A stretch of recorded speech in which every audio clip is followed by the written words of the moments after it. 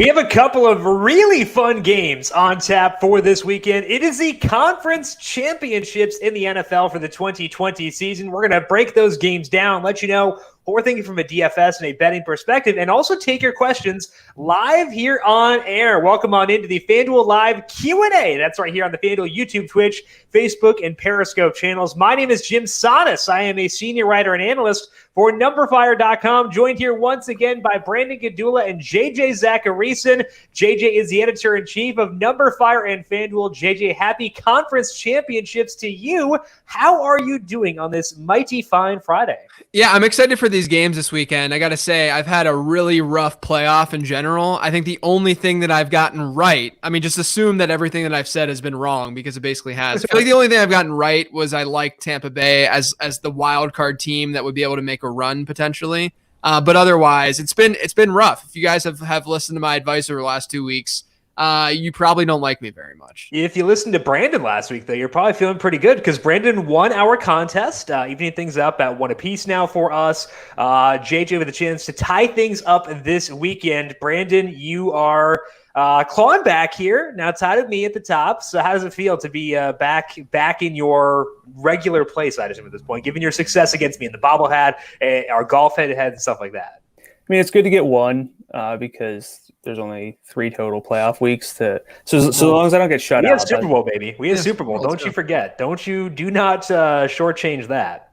Yeah, but isn't this week the 3rd week and then Super Bowl week 4? You said there were only 3. I said 4. You guys are like brothers. It's stupid. Usually we do this offline. Yeah. No, we do it during the PGA. I'm like 99% sure I said 4. I know I meant 4, but I usually don't listen to you, so you probably said 3. Probably said 4, I guess. I don't know. But yeah, I liked the Buccaneers last week +3. They won outright. I as someone who liked them as soon as they got Brady, I have a very vested interest, financial interest. But this week I'm finding it hard to pick winners, so I shied away from any win-related bets for my 3 bets this week. Well, the problem is that you have a Tampa Bay future for the Super Bowl, and I have a Green Bay future. So one of us will be very sad on Sunday, and yours will be more advantageous, I will say. So I'm okay losing if it pushes you closer to yours, but good luck to you with that one. Yeah, we're going to break down these games, go through our 3 bets of this weekend. As always, we'll be doing 5 total units across 3 bets for the 2 games between the 3 of us. We're going to go through each game. Also, we're going to answer your questions. So if you have a question for us, whether it be about betting, DFS, whatever it may be, just general game questions, hit us up on the YouTube chat. We can also take questions from Facebook, Periscope, or Twitch. We do have a question right now from Bethany Peters. So actually, it's not a question. It's a thank you to JJ because she scored on a Green Bay, Buffalo, Tampa Bay parlay. So your advice advantageous for Bethany there, JJ. So she says she still likes you. I'm glad something went right. Yeah, absolutely. So congratulations to Bethany. Hopefully we can help you spin that forward for this week as well. Let's start things off here with the Tampa Bay and Green Bay game right now. Totals up to 52. It opened around 50. So that one's been scooting up as the week has gone along. The spread here is still Green Bay -3. It's juiced up quite a bit at minus 130. I think it's 3.5 some other places. So depending on where you're at, it could be a juiced up -3 or 3.5 here. JJ, I'll start things off with you because you do have a couple of bets in this game. Injury news here. Antonio Brown will not play. That's kind of the big one for right now. What are the bets you're looking at in this game between Tampa Bay and Green Bay? Yeah, so I'll start with one that really sort of spins off of that Antonio Brown injury and him not playing. And I'm going to look at Rob Gronkowski, who when I looked it up, I don't know if it's changed, but I did look it up after the AB injury news, after he was confirmed out, to make sure I had a decently updated line. But I had Rob Gronkowski over 28.5 receiving yards. I'm gonna drop 2 units on that. If you look at Gronk's splits with and without AB this year, he had a 14% target share per game with or without Antonio Brown. So before AB became a Buccaneer, that dropped by about 3 percentage points when Antonio Brown came around. And then if you look at one thing that I really think was obvious and glaring is how they utilize Gronk down the field. So If you guys recall, do you remember like the first half of the season when we would always be updating, deep ball targets and stuff, and Gronk was always at the top of the list consistently week over week, and it's because he was averaging 1.8 deep, 15 plus air yard targets instead of 20 plus air yard, but 15 plus air yard targets per game over the first 8 weeks of the season. That was pre-AB. Since then, that's dropped to 1 deep ball target per game. So it's almost been cut in half since Antonio Brown, came into play. So I'm looking at this too with Green Bay. They don't have much of a pass rush, and so that could allow Tampa Bay to let their tight ends run free a little bit more. So I'm expecting a lot of 12 personnel. I don't know if we see this just directly impact Scotty Miller or Tyler Johnson per se. I think there's going to be a lot of 12 personnel, and I think Gronk I think that he is in a really good spot to hit at least 30 yards in this game. I think we would have seen a lot of Rob Gronkowski and Cameron Brate, even if Antonio Brown were not out, just because of the way the Green Bay plays defense. They actively invite you to run the ball against them. That is advantageous for Tampa Bay, who has 2 really good run-blocking tight ends in Rob Gronkowski and Cameron Brate. So you take Antonio Brown out of the equation, I agree. Rob Gronkowski is a bigger benefactor here than Scotty Miller or Tyler Johnson. Also, Cameron Brate, I think it's a bump up too. So JJ wants the over on Rob Gronkowski at 28.5 yards. We'll get to your other bet in a second, but also I forgot to mention we do have a giveaway for the Sunday Million this week. Go to the description over on YouTube. You can go there, enter your email. You'll be entered for a chance to win a ticket into the Sunday Million on FanDuel for this week. You have until 3:45 p.m. Eastern to get those entries, and we'll announce the winner live here on air. So go to the description over on YouTube and get those entries in. Brandon, you also have a bet in this game. You actually have 2 bets in this game, and you are looking at a same game parlay here. What do you want to put down? Same game parlay. Shout out FanDuel Sports. Yeah, I like this one. It's a little unique. Like I said, I'm having a hard time settling on winners. I think it's going to be the home teams, but I project these games very close, so I want to avoid that. So I'm going to go with Aaron Rodgers to throw for 250 plus yards and an alternate spread for the Packers of plus 3.5. Did you get an alternate line on Rodgers? Yeah. Okay, I need to find this then. You keep talking, I'll find it. Do your stuff and I'll figure it out. That worked out to minus 118. I'm putting 3 units on that. Like I said, I found it really hard to pick winners. But I like how this one sets up for me at pretty solid odds. The Buccaneers are an elite pass rush. We know that much. Or an elite rush defense, sorry. The Packers have played 9 top 12 adjusted rush defenses so far. In those games where it's harder to run, Rodgers has averaged 269.8 yards and 3 touchdowns. Of course, that includes a 160-yard no touchdown game against the Bucs. That was a really weird game. They got out ahead, but then we're down 28-10 at halftime. But that sample also includes 2 games without Devontae Adams. If you remove the Tampa Bay game, that average yards per game jumps up to 283.5, which is actually his posted total. 3.4 touchdowns, with multiple touchdowns in each, at least 3 touchdowns in 7 of those 8 games.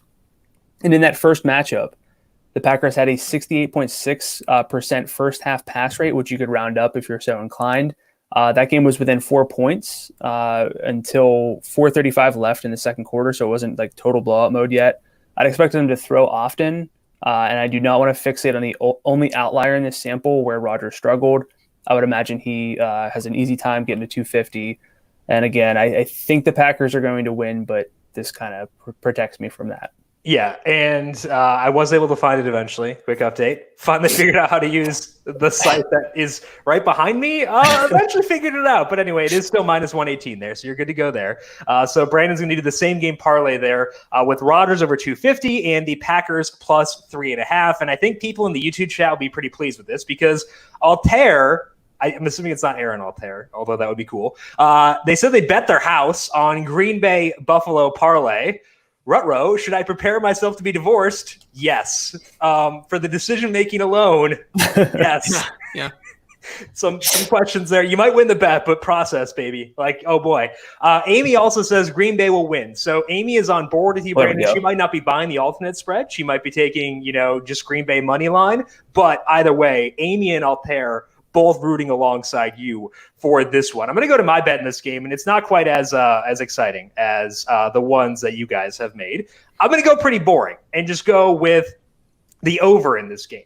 It's been going up. I am annoyed about the fact that it has been going up because it was 50.5 at one point. And if you're looking for key numbers with totals this year, 51 and 54 have both been pretty key numbers. So I don't care as much that it's gone from 51.5 right to 52. It's more so I care that it crossed 51. It's inching closer to 54. So I want to get it at 52. It's not as advantageous as it was when we talked about it earlier this week and covering the spread, but I still think that's a good number. And the reasoning here is both these offenses have really impressed me in tough spots the past couple of weeks. Tom Brady really struggled against top 10 pass defense this year. He was at negative 0.09 passing net expected points per dropback in that split. But both Washington and New Orleans are top 10 pass defenses. And against them, Brady's at 0.34 passing net expected points per dropback. He has passed 2 big tests. I don't care as much about Antonio Brown being out. I think that's fine personally.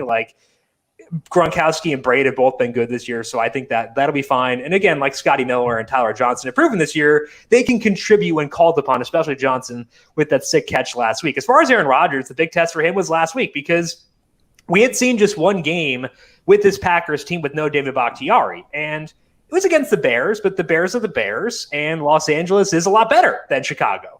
They were able to hold Los Angeles in check with no David Bakhtiari. Now, if you look back to the first game where they faced Tampa Bay, Green Bay's offense kind of sputtered a lot. That's understating things quite a bit. They lost Bakhtiari mid-game there. But this time they can game plan around not having Bakhtiari. They have Alan Lazard back. Robert Tonyan has become a bigger piece of this offense as well. So I think it's a very different context for Green Bay now than it was then. I agree with Brandon, where I don't really have a great read on who will win this game. So I'm going to go with the over here. Over 52. It's minus 114, so it is juiced up a bit, but I still think that's an advantageous number. JJ, you came off this bet. You were originally on the over here of 52 for Tampa Bay and Green Bay. You took that off of your bet slip. Was it just because you liked the other stuff more, or was there something that pushed you off of the total in this game? Yeah, I didn't want to talk about it just because, partially you were going to talk about it, but then also the Antonio Brown news hit, and I really wanted to look at that Gronk prop. And I like the other ones; they're a little bit more fun. So I just avoided. I didn't want to be boring like you, Jim, and just take the over in the game. I'm a very boring person. Well, okay, I should say actually that's a boring bet. My other bets. A little more exotic. We're gonna get feisty in just a little bit. Before we do that, though, you have another one in this game. What was that one that drew you off of the total here? Yeah, so every week so far in the playoffs, I've had one bet that just got completely owned and derailed by an injury. So we had Ronald Jones, and I had the under on the Leonard Fournette rushing and receiving in the wild card round, and obviously Ronald Jones gets hurt. Last week, I think Patrick Mahomes needed 2 more rushing yards to get to his prop, and obviously he got injured and got concussed. But this week I feel like this is probably that bet, but we'll see. I am going over on Aaron Rodgers at 9.5 rushing yards for 2 units. This was actually hit in 12 of 16 regular season games played against the Buccaneers at opposing quarterbacks. You had Aaron Rodgers actually did this. He hit 14 yards against them back when they faced each other. Matt Ryan had 16 yards. Derek Carr had 19 yards. Kirk Cousins had 41 yards against the Tampa Bay Buccaneers. A lot of this is not, I don't think this is just coincidence. A lot of this has to do with the fact that Tampa Bay can stop the run very well. There's a great article on 538 this week, sort of documenting the fact that this is a pass funnel defense. They dare you to throw the ball. And if we see Aaron Rodgers drop back to pass a lot, then what we're going to see is him having more opportunities to scramble and pick up those rushing yards. He could do this in one play, realistically. So I really like the amount of opportunity that Aaron Rodgers is going to have this week dropping back to pass. And I think that should convert in him hitting the over on this 9.5 rushing yards. Yeah, Namita Nandakumar is the one who wrote that article for 538. Very good read, where it's like you should probably try to be bad against the run because it's actually advantageous to do that. Really good read. So check that out over at 538. And Altair, the guy who is getting divorced later, did mention that he also likes Ronald Jones over 35.5 yards because of what you talked about, where Green Bay is weak against the rush. So actually, you were talking about something else. I don't know why. Either way, Altair is on Aaron or Ronald Jones over 33.5 or 35.5 yards. JJ over 9.5 for Aaron Rodgers in this game. Brandon, your second bet is also in this game. It is also a player prop. What are you keying in on here? Yeah, just real quick. Tampa Bay, 27th in rushing success rate allowed to quarterbacks. So okay, there we go. I mean, Kirk Cousins is basically like Lamar Jackson, so like that. Take that with a grain of salt. But I started the wild card round with unders. Changed my tune. That did not work out for me, so I'm gonna stick with some overs here. Unders are bad for your heart, man. Like, value your health. I've Marquez Valdes-Scantling over 31.5 receiving yards. It's minus 112. 1 unit on that.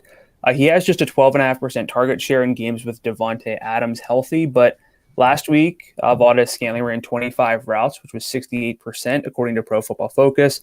Had 8 targets, caught just 4 for 33 yards, but that still would have been the over. He had 113 air yards on 2 downfield targets. Downfield targets for us at numberFire are passes that travel at least 16 yards downfield. This season, the Bucs are 21st against the deep ball. Marquez Valdes-Scantling has 13 downfield targets over his past 8 games.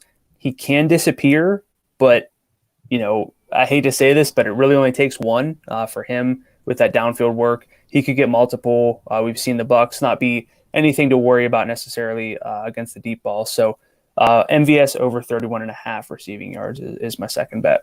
And Marquez Valdes-Scantling is a guy we talked about a lot on the Heat Check Fantasy podcast yesterday, where he's $5,500. I think that's a pretty solid number to get him at, given that I would assume most of the focus will be on Allen Lazard because he had a touchdown last week. I don't think MVS will get a lot of attention this week. So outside of us, I think that MVS not only over his receiving yards, but also an interesting play for tournaments specifically in daily fantasy. I prefer John Brown over Marquez Valdes-Scantling, but MVS definitely someone you could look at. Also, I think longest reception for MVS was like 16.5. I think so. 16.5. The over is minus 134, but still, I think that is interesting for sure as well. Trying to see if there are any questions about this game. Okay, Jeremy says Mike Evans is worth a look for the wide receiver position. I agree, Jeremy, because we talk a lot about Green Bay's corners, but you think about the corner you want to avoid is Jair Alexander, and Jair Alexander is a better mesh with Chris Godwin from a size perspective. They're probably going to have Kevin King on Mike Evans if they decide to shadow these guys, and I don't care too much about that matchup. Mike Evans gets deep balls. He gets red zone targets. I agree, Jeremy. Mike Evans at wide receiver, $6,600 on FanDuel for Sunday. I think that is a good number to get. Now, we did get a comment here from Jeremy saying that he thinks that Tampa Bay has it. I kind of think the same thing, Jeremy. I don't know necessarily if they will win, but I think there is value on their money line right now. They are plus 158 at FanDuel Sportsbook, and the Buffalo Bills are plus 150. So what I want to do is go with the underdog money line parlay here and take both Tampa Bay and Buffalo. It's plus 545 at FanDuel Sportsbook. I am putting 1 unit on this puppy. I think that both these games are going to be very close. So basically what you're giving me is plus 545 I'm not saying 50-50. I think that Green Bay and Kansas City are favored for a reason. They deserve that. Their quarterbacks are amazing. However, if you give me at 40%, that's 16% odds that both these things happen. That's not too bad relative to this. So I think that plus 554 on the money line underdog parlay is a way that I want to go. We'll put 1 unit on that one. We're going to talk more about Kansas City and Buffalo here in just one second. But first, I do want to announce our winner of the FanDuel Sunday Million ticket. That one went to C. Lambrecht. So C. Lambrecht, congratulations to you. You have won yourself a seat in the FanDuel Sunday Million for this Sunday. Use it well. I hope it goes well for you. We can talk to you for the Super Bowl breakdown with some more money in your pocket. Congratulations to C. Lambrecht for your win for the FanDuel Sunday Million for this week. Use it well. Let's dive in more to Buffalo at Kansas City here. Right now, the total is up to 54.5. It had been at 53.5 all week. Patrick Mahomes officially cleared, and that puppy scooted up a full point. Kansas City still -3. They're minus 122. So take that into account for sure if you're deciding to bet the spread in this game. Brandon, you are looking at a player prop here. Which one stands out to you in this game? Yeah, someone else we talked about on the Heat Check, just not quite in glowing terms, but Devin Singletary over, despite, again, the sort of negative sentiment we had for him from a daily fantasy standpoint. But I have the over 18.5 receiving yards at minus 112. my final unit on that. We ran 33 pass routes last week, which was 83% of the team's dropbacks. Without Zach Moss, had 4 targets for just 12 yards, which obviously was the under, but that's a solid receiving role. That many routes, even 4 targets is good. The Ravens, too, are a good running back defense out of the backfield. They rank 5th in target success rate out of running backs. The Chiefs, they're 30th. They don't really seem to put much of an emphasis on stopping running backs, whether it's out of the backfield or as a rusher. My main issue with Singletary from a DFS standpoint is significant upside and touchdown equity. It's a little different just for him to get to 19 receiving yards. So I'm pretty good with this one for 1 unit. I'd rather bet the over on Devin Singletary receiving yards than rushing yards. I would agree with that. And given the way the game flow could go in this game, he could get over that even if this game does not get out of hand. But there's a possibility where Kansas City gets out ahead. And we know Singletary will still be on the field, getting targets. I think that this one does make a lot of sense. So I think that pretty logical bet there for Brandon. JJ, you also have one in this game. Talking about a player prop here, what are you finding with value? Yeah, so this is a riskier one for sure. I think in most cases I would have hit the under, but I like the over on Tyreek Hill's yardage prop, which is 79.5 yards. Then I'm parlaying that with Kansas City winning by 1 to 13 points, and that gave me a plus 384 odds whenever I did this earlier today. So I like the combination there. If you look at Tyreek Hill, the last time these teams played, I'm kind of throwing it out the window. It's kind of a weird game in general. And I'm not, both teams are a little bit different.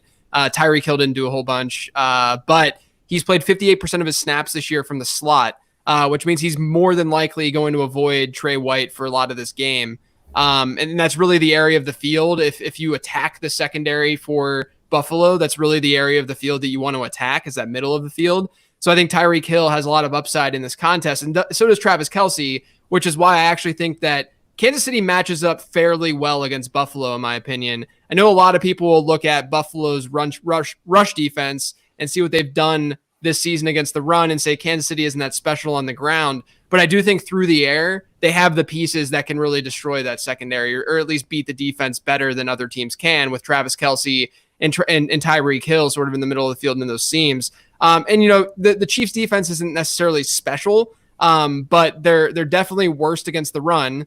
And as we just talked about and alluded to, Buffalo hasn't really been able to run the football all that well, especially with Devin Singletary. And then they were also decent at they were above average at limiting big plays. The Chiefs were this year, and that's a staple of this Buffalo Bills offense. So I think because of that, and it's a little bit more fun, I'm taking the Chiefs. I think it's still going to be a close game, but I'm parlaying that 1 to 13 point differential because it's better than the money line. I think it's going to be close, but I'm putting that together with Tyreek Hill hitting the over. I think he's going to be a big part of that. And if you don't want to go with the parlay, Kansas City Chiefs by 1 to 13 points is plus 145 at FanDuel Sportsbook. You can find that in the game props tab right there. Okay, so we got a question from DJ Collins. And DJ said last weekend, all my any touchdown parlays went down the drain with big offenses. Do you think defenses are going to spoil the parties again this weekend? And DJ, I say I don't know, but I certainly hope not, because my final bet for 1 unit, we're going to go to the big offenses and go to the best player in said big offenses. And we're going to talk about my guy, John freaking Brown, the best wide receiver on the Buffalo Bills. Redact that, please. Plus 1,700 to score the first touchdown between the Bills and the Chiefs. John Brown has been getting a lot of red zone work this entire year. He's been getting a 20% target share in the games he has played with himself, Dawson Knox, and Cole Beasley healthy. And now Gabriel Davis is banged up. Davis has had a big red zone role. He's gotten a lot of deep work, and he's been good in that red zone work. Now, Davis is questionable. He got into practice on Friday. There's a pretty good chance Gabriel Davis winds up playing in this game, which wouldn't be great for Brown. However, because Davis is not at full health very clearly, because John Brown already has a good red zone role, even with Gabriel Davis being there, I'm okay taking some risk here. The Bills don't have a good rushing attack. I wanted to go Josh Allen first touchdown scorer, but there wasn't good enough value on it at 10 to 1. So I'll dip down to John Brown. I don't think his odds should be that different from Stephon Diggs. Like, they should be different because, although I joke, Stephon Diggs is the better wide receiver on this team. So there should be a gap. I don't think the gap should be this big. So John Brown, 17 to 1 to score the first touchdown in that game. I'm going to take that for sure. Bethany Peters says that Gabe Davis retired before the last game. Yeah. So He had a good run, though. DJ also says that he likes Gabriel Davis.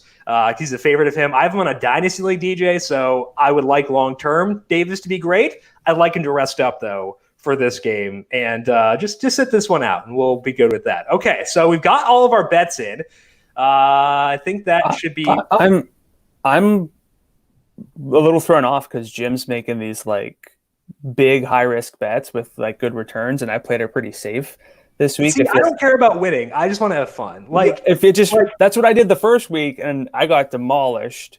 Yeah, I can get demolished. I don't care that much. Like, you can just get demolished every week, like me. I mean, I bet the under on Ben Roethlisberger, and he had to throw 68 times. So, I mean, you should have predicted that the first snap would go over his head. That's on you. I'm saying that's on you. Yeah. I'm not joking. That is my fault. You should have known. Yeah. Like, that's your fault. Actively your fault. Any other thoughts for you guys on this weekend's game? We'll start things off with you, JJ. Any final words of wisdom you wanted to impart before we close up shop for today? You know, I do kind of want to talk about something. Usually on Twitter and on social media around this time of season, we see a lot of takes firing as to what type of roster construction works the best to get this far in the playoffs, right? And what we typically find is defense wins championships, and you got to run the ball to win in the playoffs. What are we finding this year, and what have we found? I mean, what have we historically found, let's be honest, but what have we found this year in particular? The 4 teams that are remaining in the playoffs right now were the 4 best teams in adjusted expected points on offense this season. So I'm looking forward to some offensive explosions. I hope that it happens. I hope the weather isn't horrible or doesn't turn for the worse so that we can see that offense. But I'm just excited in general because of that. You know, we finally have a slate where every single quarterback that's playing and every single offense that's playing should provide a lot of fun and fantasy points. So I'm excited. That's why I went with the overs and all my bets this week, because I think it's a lot more entertaining and fun. Yeah. And it's always nice when the analytics are right, because we can have a lot of like anecdotal things where you say that they're wrong. It's nice to have a win in that department. Brandon, any final thoughts from you before we close up for today? I mean, from a daily fantasy standpoint, this is what we talked about. If anyone has not, I'm sure everyone listening now is going to listen to the heat check before they build their lineups. But it's a good week to make assumptions for your daily fantasy lineups, so that you're building, lineups that make sense within, let's say for whatever reason you think the Chiefs just tank and get blown out. I'm not saying that that's something that you should really prioritize, but that's important. But I think that also kind of applies to making your bets. If you're trying to parlay like touchdown scorers, really think about how those connect, and maybe don't just look for the longest numbers you can find on guys. So I would say really think about how you want these. John Brown first touchdown. Is that what you're saying? No, I didn't say that. I just mean sure. No, I get it. I always look at these like touchdown scorer and trying to parlay, and sometimes I don't always. I play who has a good role as opposed to maybe how the game might sort of break down. So so DJ did ask, is Gronk done? No, obviously not. Gronk will live on forever in our hearts, even if he's not playing football. We also had one that I missed from Howard asking about teasing over-unders. So Howard, the key thing to know is key numbers when it comes to totals. The key numbers you'll want to know for this week for totals are 54 and 51. 54 and 51 are 2 very common totals. You'll notice that Kansas City and Buffalo is a 54.5. So 50, and you'd also get across 51 for the Tampa Bay and Green Bay games. So Howard, I think that before you tease over-unders, make sure you're aware of key numbers. If you can get a total across a couple of key numbers, like you can for, not saying you should use a teaser here for Buffalo, Kansas City, but you do get across a couple of key numbers with that one. So I would educate yourself on key numbers first before trying to tease over-unders. That would be an advantageous thing for you if you're deciding to dabble into these waters. Bethany is looking for a good punt play for DFS. Ronald Jones is $5,600. Marquez Valdez-Scantling is $55. John Brown is $5,600. Dawson Knox, I don't think is in play now that we know that Cole Beasley is going to go. What about Brate? You could go Braid as a pivot. Yeah, Right. I like that. Yeah. Also, Gronk's only 52, so I think That's that he the actually thing, does yeah. qualify for this as well. To me, Braid's less of a punt and more of just a tournament pivot. Yeah. Also, if you use Tom Brady, your need to punt is a lot lower. So hopefully that helps out Bethany. We talked about a lot of that stuff in the heat check, and you said it already listened, but hopefully that does help out for sure. That is all that we have for today. But as mentioned, we'll be back with you for the Super Bowl. We'll be here for the Friday before the Super Bowl, 3:30 p.m. Eastern, going through our favorite bets for Super Bowl 55. Should be a good time. Make sure you are subscribed to the FanDuel YouTube, Twitch, Facebook, and Periscope channels. We'll have Brandon will have his PGA Q&A every Tuesday still, so make sure you subscribe and tune in to get those questions in. Big thank you to Calvin Theobald, our video producer, for running the video side of things here today. Thank you, Cal, as always. Thank you to JJ and Brandon for joining me. And thank you to all of you for tuning in. Good luck with your bets. Good luck with your DFS lineups. And we'll talk to you once again for Super Bowl 55. This has been the FanDuel Live Q&A.